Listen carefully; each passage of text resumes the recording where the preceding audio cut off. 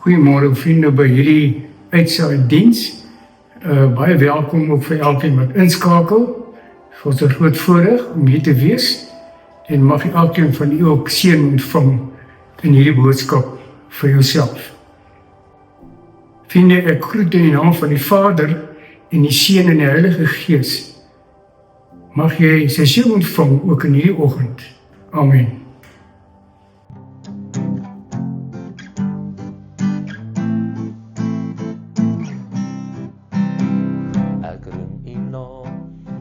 Ek wil graag sing, ek wil u eer, u hulde bring, want daar is trou en liefde by u Heer.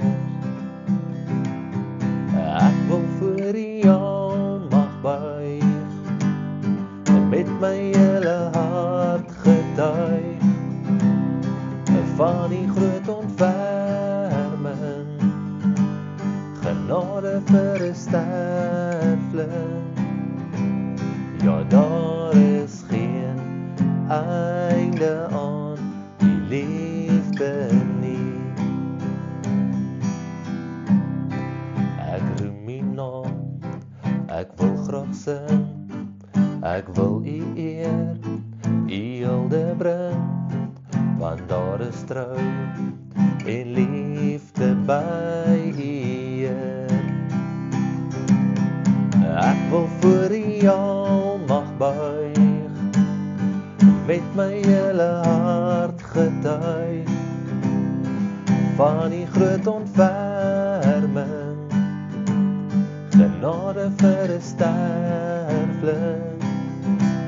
Ja, daar is geen einde aan die liefde nie. Ja, daar is geen einde aan die liefde nie.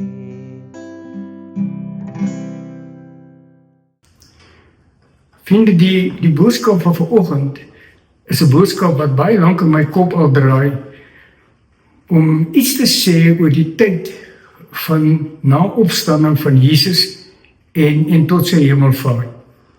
Dis 'n periode waarna 'n klomp goed gebeur het, en vir my gaan dit altyd oor, wat is die kern van die boodskap, en wat lees ons daai, wat hoor ons daai, en die oorgang is vir my belangrik, die hele tyd.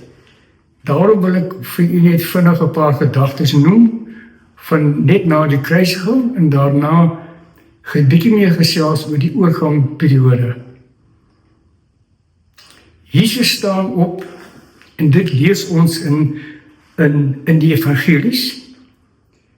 Maar wat belangrik is wanneer ons daarvan praat, wanneer ons praat van Jesus se opstanding, is dat die handelende persoon is God.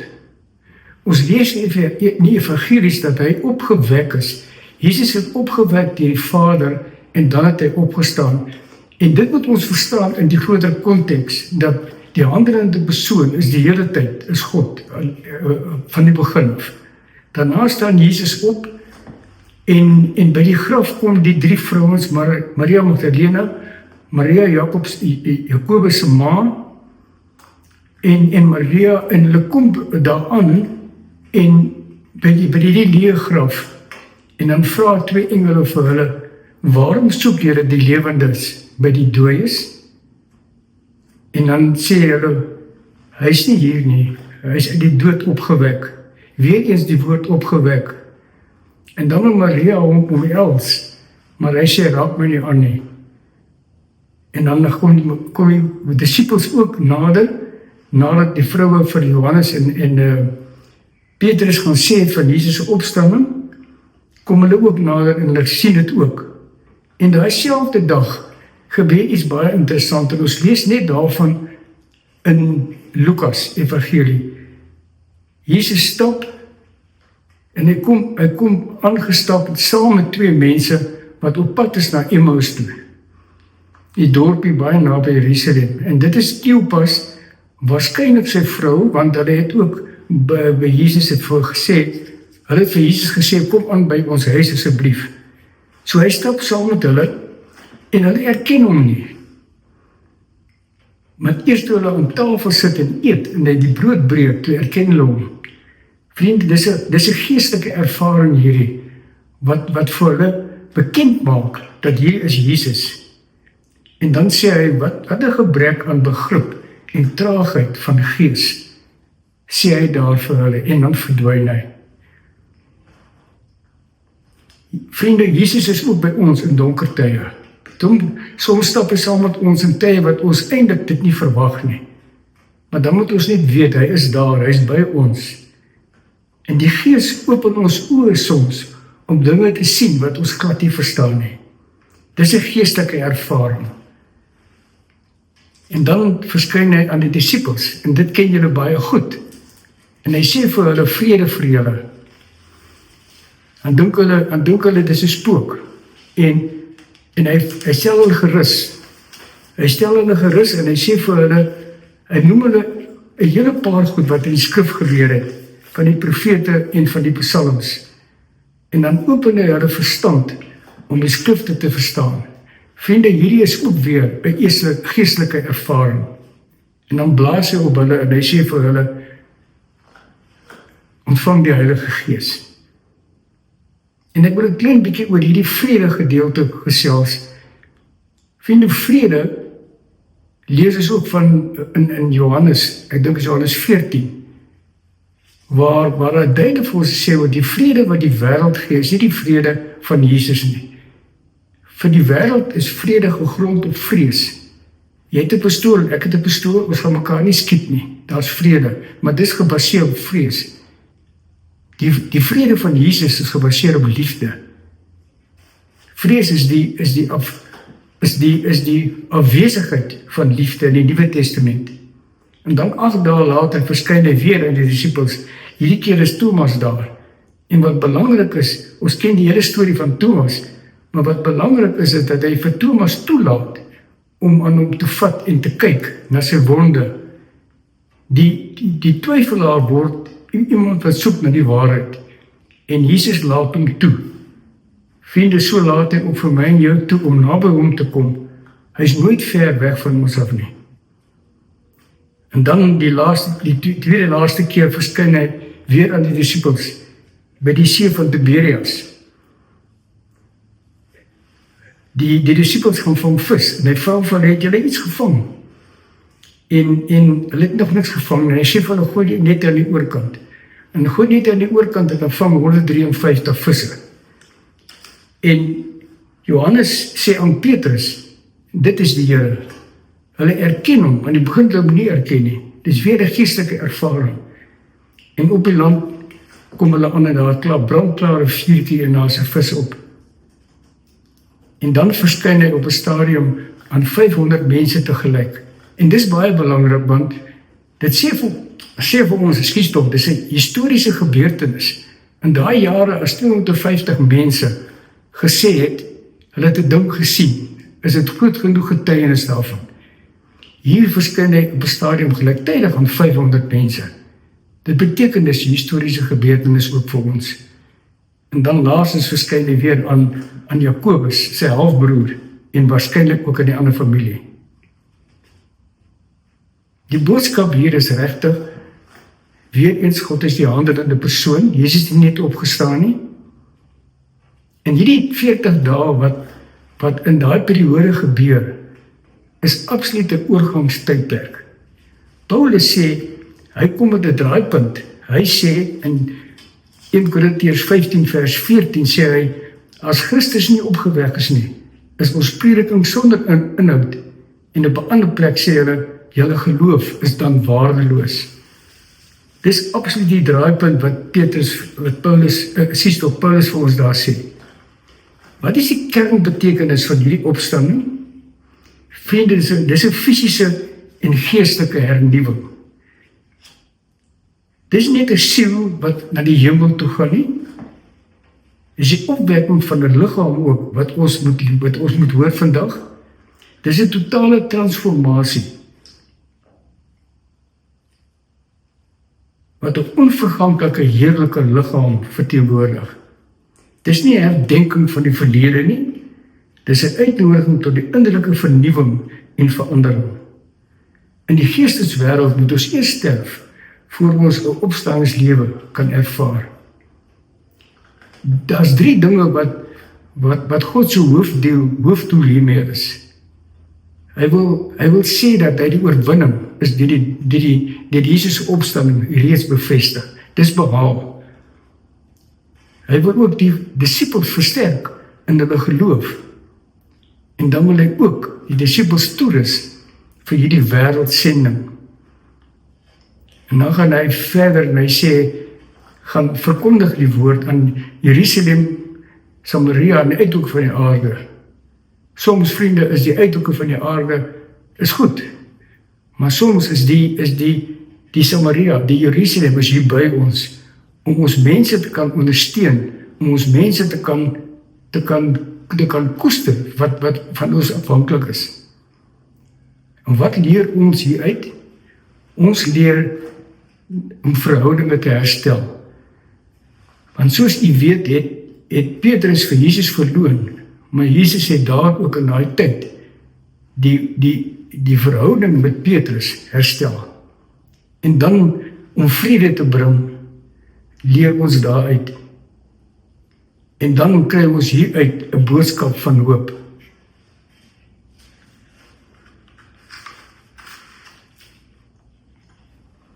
Vriende, Jesus het na sy opstanding, voor sy opstanding het hy aan mense vertoon en het hy met hulle gepraat en het hy saam met hulle gewees, maar in hierdie 40 dae verskyn hy net onder hulle.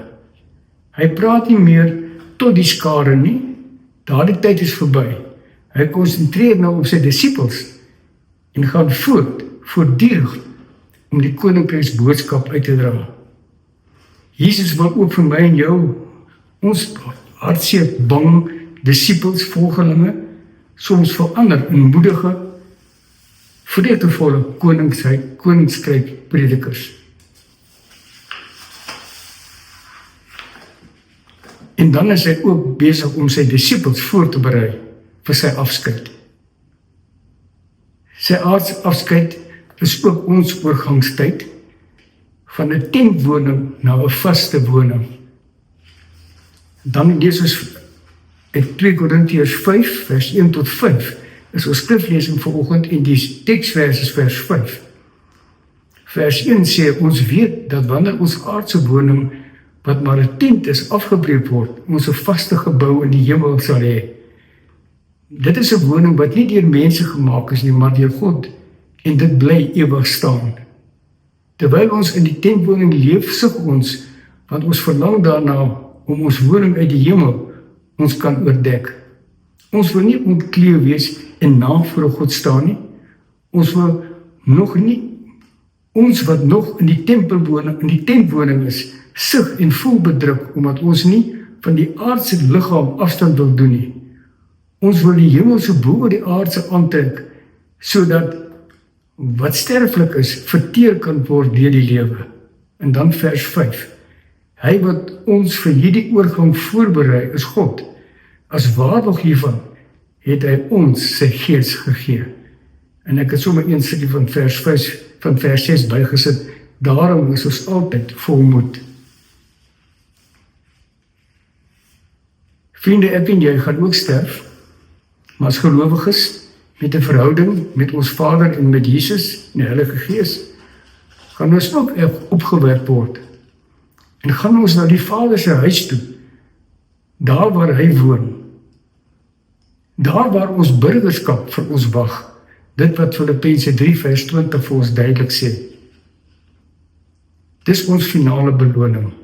Ons lewe hier nie om dood te gaan en die ewige lewe te beerwe nie. Ons lewe hier tot ons dood gaan. Met ander woorde, die tyd hierna begin reeds nou by ons. En dan maak Paulus 'n paar interessante opmerkings. Hy sê, in Jesus se aardse bediening was hy die vernederende Jesus gewees, maar na sy opstanding word hy die verheerlikte Christus. Voor sy kruisiging was hy die persoon wat die evangelie verkondig het, maar na sy opstanding word hy die verkondigde persoon. Hy het nie 'n nuwe tyd ingegaan nie, vriende. Hy het 'n nuwe tyd ingebring. Dis 'n aktiewe aksie.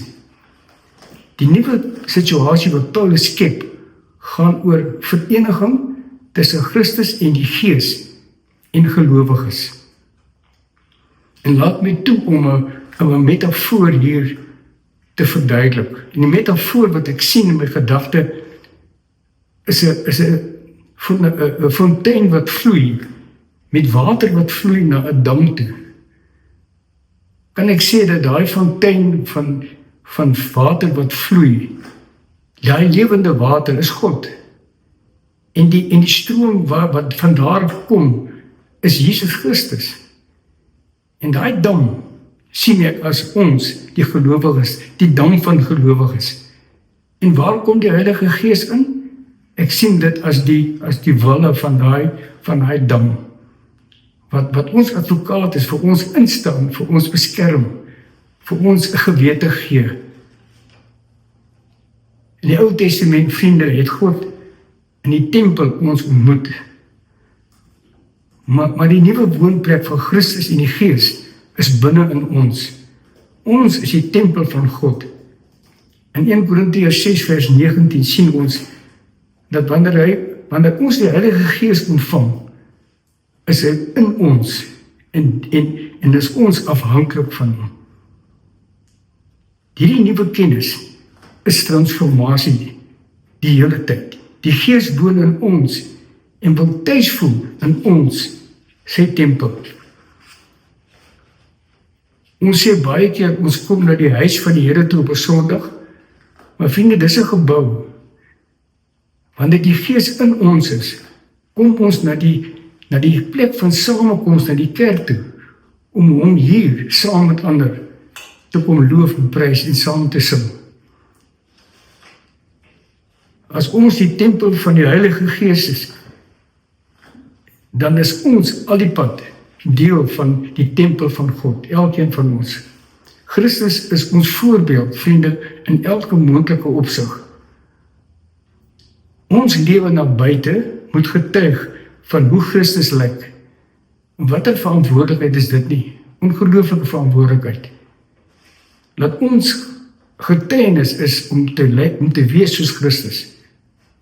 Mag ons geestesoë verhelder, vriende, soos by Kleopas en sy metgesel, om te weet wat 'n hoop ons regtig in Christus het. Aanvaar hierdie uitdaging. Dit is nie die einde nie. Amen. Ek sien my Gees die glorie en die almag van die Heer, die Allerhoogste, wat in liefde oor sy koninkryk regeer. Hy het beloof aan die einde, op die wolke kom hy weer. Hy is koning, hy regeer. Loof hom, prys hom, halleluja. Loof hom, prys hom, halleluja. Loof hom, prys hom, halleluja. Hy is koning, hy regeer. Die Here is ons vesting wat vir altyd sal bly staan. Hy beskerm elke mens wat in geloof na hom toe gaan. Hy is ons skuiling, hy is ons wapen, hy die vyand reeds verslaan. Hy is die rots wat ewig staan. Kom deel nou in ons loflied, hef jou hande op na bo, blaas bassyne, slaan op tromme en kom dans voor God se woord. Kom leef in die oorwinning van sy woord waarin ons glo, want sy woord sal ewig staan. Loof hom, prys hom, halleluja. Loof hom, prys hom, halleluja. Loof hom, prys hom, halleluja. Hy is koning, hy regeer. Hy is koning, hy regeer. en ontvang die seën van die Here. Mag die Here jou vooruit gaan, mag die Here jou seën, en gaan wees dan ook 'n seën vir ander. Amen.